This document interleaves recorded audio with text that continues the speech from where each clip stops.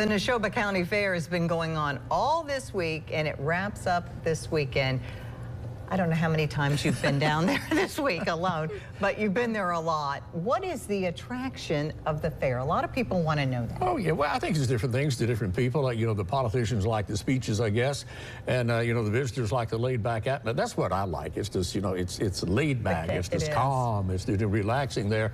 And, of course, the people who have the cabins like to get away from the outside world, outside the gates for a few days every year. I think one of the attractions of the fair is the throwback to the past. Families together, eating meals together at the same place that's not a fast food restaurant table, and having fun.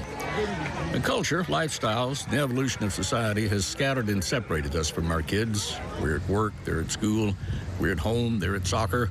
Except when you come to a place like the Neshoba County Fair, and we're here and they're here. Now, we may be relaxing on the porch or inside under the air conditioning, and they're outside, but we're within hollering distance of them, or someone is. The fair is a picture of that village that used to raise them. And the kids are not cast-offs here either, forgotten to fend for themselves. They're the center of many of the activities, like the children's clothesline art show.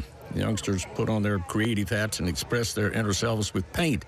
And as they pour themselves out onto copier paper, they timidly submit their creations to be admired by the world. Someone told me earlier this week that once you get the family here, you can pretty much let the kids roam at will, within reason. Nobody's going to bother them. And so many people here know each other. Odds are someone who knows them has eyes on them all the time. But when you're wagging around a TV camera, now and again you have some young people who ask if they can be put on the news. And now and again we say, okay. So what's your most fun thing about the fair? Probably the horse races. You bet on them? Yes, sir. Oh, come on. You win money? No, sir. I usually lose. What's your most fun thing about the fair? I don't know, the rides, I guess. Yeah? You don't get her sick and throw up or anything, do you?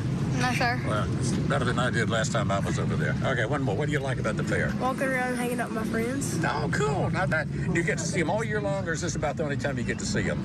I see her. She's my neighbor. Oh, okay. Well, so you're sick of her, but what about the rest of them?